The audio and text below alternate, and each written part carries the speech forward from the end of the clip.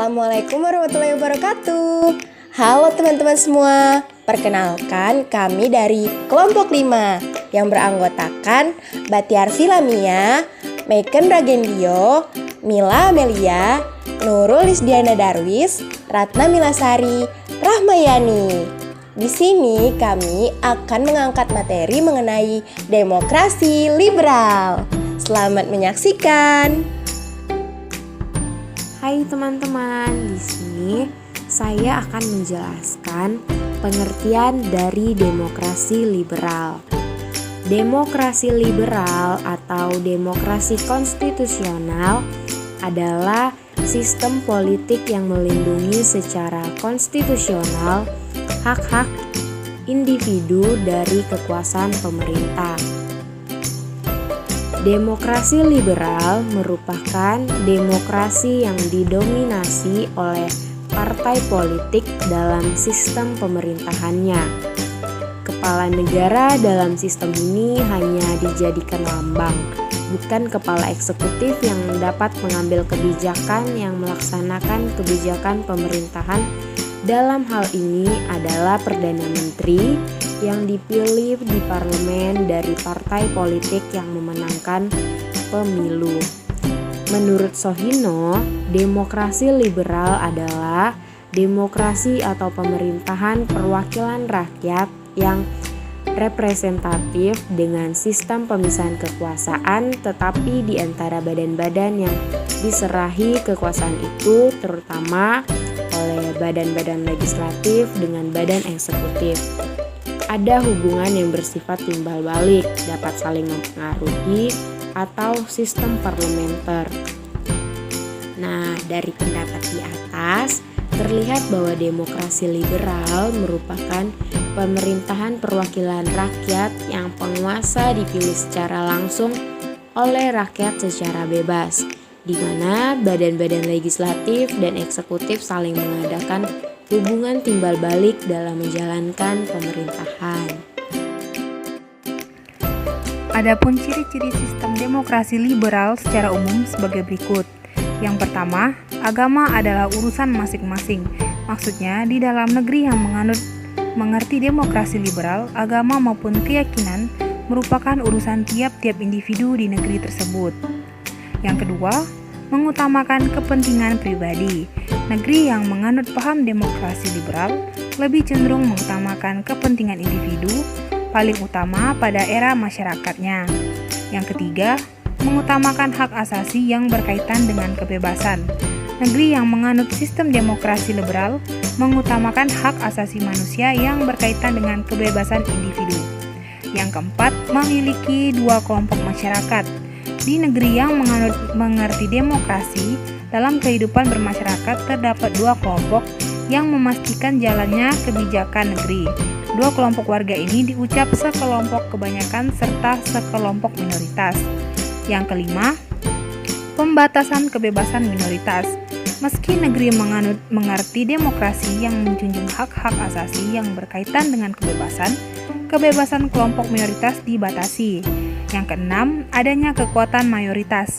Seperti yang sudah dijelaskan dalam POM sebelumnya, kelompok mayoritas adalah kelompok yang memiliki kekuatan baik di dalam pemerintahan serta di dalam masyarakat. Yang tujuh, keputusan diambil berdasarkan suara terbanyak. Baiklah, saya akan menjelaskan tentang kelebihan dari demokrasi liberal. Ada berbagai kelebihan dari sistem demokrasi liberal ini. Karena beberapa kelebihannya tersebut, sistem demokrasi ini akhirnya diterapkan di beberapa negara. Berikut adalah kelebihan-kelebihan yang dimiliki oleh sistem demokrasi liberal. Kelebihan yang pertama yaitu kebebasan individu yang dijunjung tinggi. Kelebihan pertama dari demokrasi liberal adalah setiap individu memiliki kebebasan yang sangat tinggi, sehingga penegakan hak asasi manusia juga akan semakin ketat. Pelanggaran terhadap individu pun bisa dijerat oleh pasal, sehingga individu menjadi semakin bebas baik itu untuk bertindak ataupun memberikan aspirasi. Kelebihan yang kedua, kekuasaan pemerintah yang tidak disalahgunakan. Artinya, adanya demokrasi liberal memungkinkan tidak hanya penyalahgunaan kekuasaan pemerintah, Karena di dalam demokrasi ini, rakyat memiliki peran yang sangat penting. Bahkan kekuasaan pun berfokus pada parlemen, sehingga semua bisa dikontrol dengan baik. Hal inilah yang dapat meminimalisir terjadinya penyalahgunaan kekuasaan. Yang ketiga, tingkat pendapatan penduduk yang tinggi. Tidak menutup kemungkinan bahwa dengan sistem demokrasi liberal, ini akan banyak penduduk yang mendapatkan penghasilan yang tinggi. Hal ini disebabkan karena ada ekonomi yang begitu diatur dengan ketat oleh pemerintah, sehingga bagi para pengusaha yang berbisnis bisa mengembangkan usahanya. Kelebihan terakhir adalah adanya peningkatan teknologi dan ilmu pengetahuan. Teknologi semakin mengalami peningkatan. Hal ini karena masyarakat menjadi semakin leluasa untuk berinovasi dan berkarya. Selain dari sisi teknologi, juga ada peningkatan dari ilmu pengetahuan.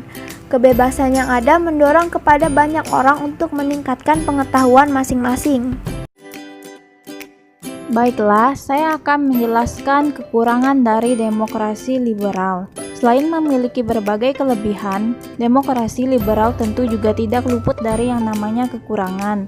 Ada beberapa kekurangan yang dimiliki oleh sistem demokrasi liberal. Berikut adalah penjelasannya.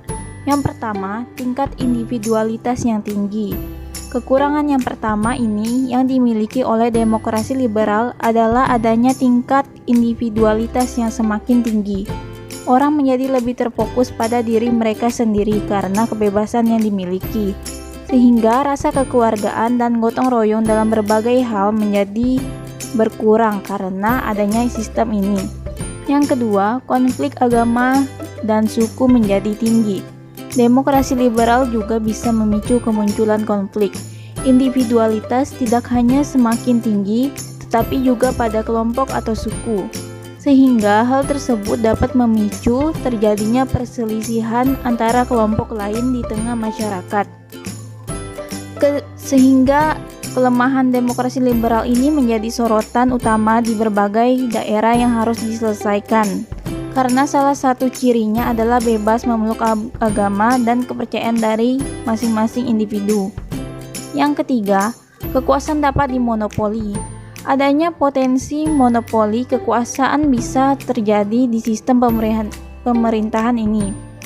Hal itu bisa saja terjadi mengingat kompetisi demokrasi saat ini semakin ketat dan besar. Yang keempat, adanya kebebasan dari sisi pergaulan. Selain memiliki kekurangan yang disebutkan di atas, demokrasi liberal juga bisa menyebabkan adanya kebebasan bagi setiap individu dalam bergaul, khususnya pergaulan dengan lawan jenis bagi kalangan muda. Hal ini bisa dibuktikan dengan semakin meningkatnya pergaulan bebas ditandai dengan munculnya paham liberal. Assalamualaikum warahmatullahi wabarakatuh. Di sini saya akan melanjutkan pembahasan dari teman saya.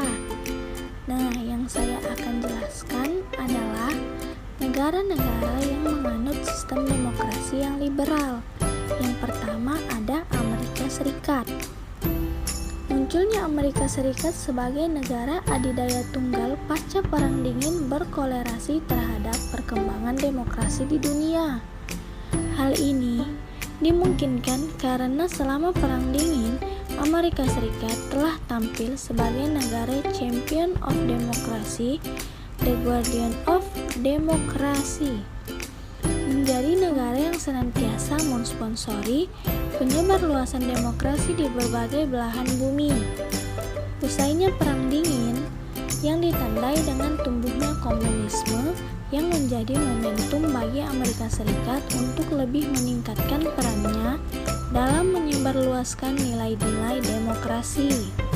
Keberpihakan Amerika Serikat pada demokrasi tidak dapat dilepaskan dari munculnya keyakinan yang besar dalam diri bangsa Amerika Serikat bahwa demokrasi merupakan prinsip dasar pembangunan watak bangsa.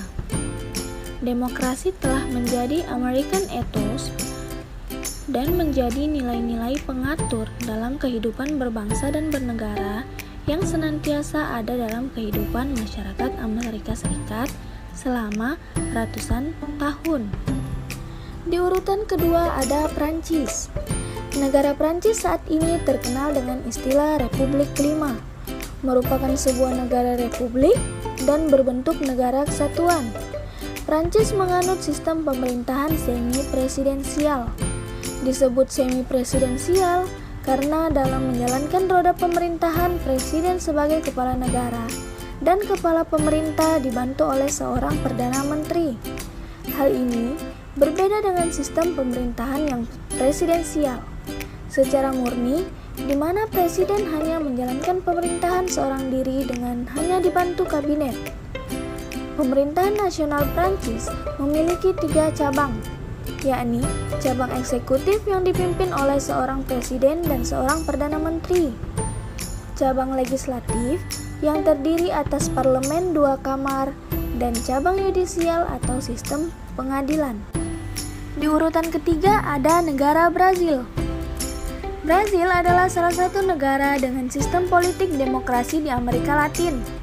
Menurut kajian The Democracy Index yang dirilis oleh Economist Intelligence Unit pada tahun 2018, Brazil menempati posisi 50 negara paling demokratis dengan skor 6,97.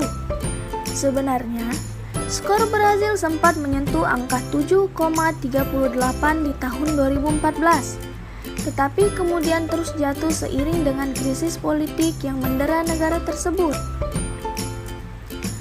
Meskipun demikian, dari segi politik dan ekonomi, Brazil masih relatif lebih mapan jika dibandingkan dengan negara-negara Amerika Latin yang lain, yang dibuktikan dengan keikutsertaannya dalam grup ekonomi utama. Transisi demokrasi di Brazil dimulai oleh pernyataan Presiden Ernesto Geisel dan Kepala Kabinet Gilberto de Couto e Silva pada Maret 1974 yang mengumumkan niat mereka untuk mempromosikan liberalisasi politik secara pelan dan hati-hati. Hal tersebut sangat menarik, sebab pemerintah yang berkuasa ketika itu adalah diktator militer. Pemerintahan diktator militer menguasai Brazil selama hampir 20 tahun. Rezim junta militer Brazil bahkan memberikan model bagi rezim-rezim militer dan kediktatoran lainnya di Amerika Latin dengan doktrin keamanan nasional. Meskipun pengumuman semacam itu bukan yang pertama kali keluar dari rezim militer, sebab juga pernah diumumkan di era Presiden Branco. Setelah itu, Geisel menjabat dengan kebijakan pelonggaran. Sejak berkuasa pada tahun 1974, Geisel merupakan purnawirawan Jenderal Angkatan Darat, memang dikenal memiliki sifat yang lebih moderat daripada Presiden Medici pendahulunya. Geisel mengambil kebijakan pelonggaran secara gradual untuk kekuasaan diktatornya dengan label abertura atau pembukaan atau distensao dekompresi. Wujud dari kebijakan tersebut salah satunya adalah saat Geisel mengizinkan partai politik oposisi Brazilian Democratic Movement untuk berkampanye dengan bebas sebelum pemilu November 1974. Kesimpulan, demokrasi liberal atau demokrasi konstitusional adalah sistem politik yang menganut kebebasan individu. Adapun ciri-ciri demokrasi liberal yaitu kedudukan badan legislatif lebih tinggi daripada badan eksekutif. Kepala pemerintahan dipimpin oleh seorang perdana menteri. Perdana menteri dan menteri-menteri dalam kabinet diangkat dan diberhentikan oleh parlemen. Dalam demokrasi parlementer, presiden menjabat sebagai kepala negara. Demokrasi liberal sering juga disebut demokrasi parlementer. Kontrol terhadap negara, alokasi sumber daya alam, dan manusia dapat terkontrol. Kekuasaan eksekutif dibatasi secara konstitusional. Kekuasaan eksekutif dibatasi oleh peraturan perundangan. Kelompok minoritas, agama, etnis boleh berjuang untuk memperjuangkan dirinya. Kontrol negara, alokasi sumber daya, dan sifat manusia dapat dikendalikan. Kekuasaan eksekutif secara konstitusional terbatas. Kekuasaan eksekutif dibatasi oleh hukum. minoritas, agama, etnis mungkin berjuang untuk dirinya. Baiklah, sekian pemaparan materi dari kelompok kami. Semoga bermanfaat ya. Lebih dan kurangnya kami mohon maaf. Wassalamualaikum warahmatullahi wabarakatuh.